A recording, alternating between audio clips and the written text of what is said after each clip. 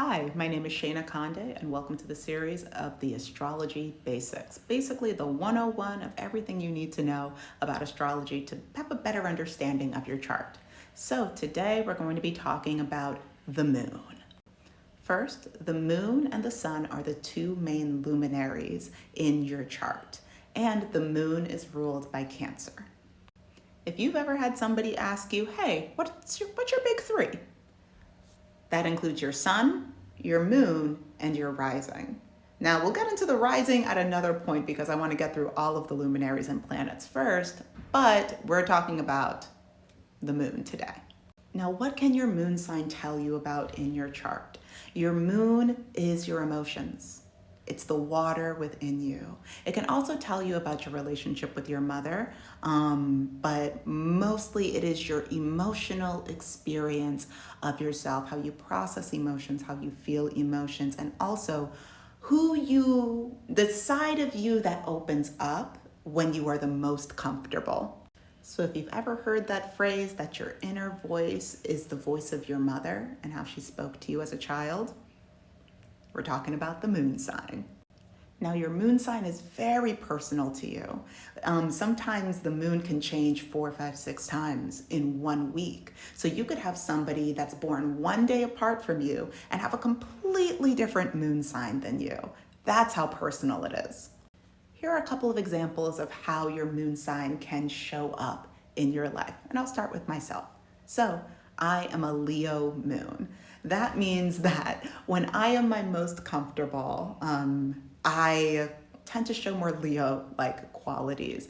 When I'm very comfortable, I'm happy to take center stage. I'm happy to be performative, but also just very warm and nurturing and bringing other people into the limelight with me. I can do some of that when I'm putting on my representative face, but in general, that really only comes out when I'm feeling very safe and very comfortable. Now, another example, let's say you have a Gemini moon. That could be a person that is, those people that you didn't know had so much to say about so many things until you get them by themselves, or until they get super comfortable, or until you get like 1 or 2 glasses of wine in them. Then all of a sudden they have all of the words and all of the questions and all of the observations. That's giving Gemini moon. Now, let's say that you are a Cancer moon.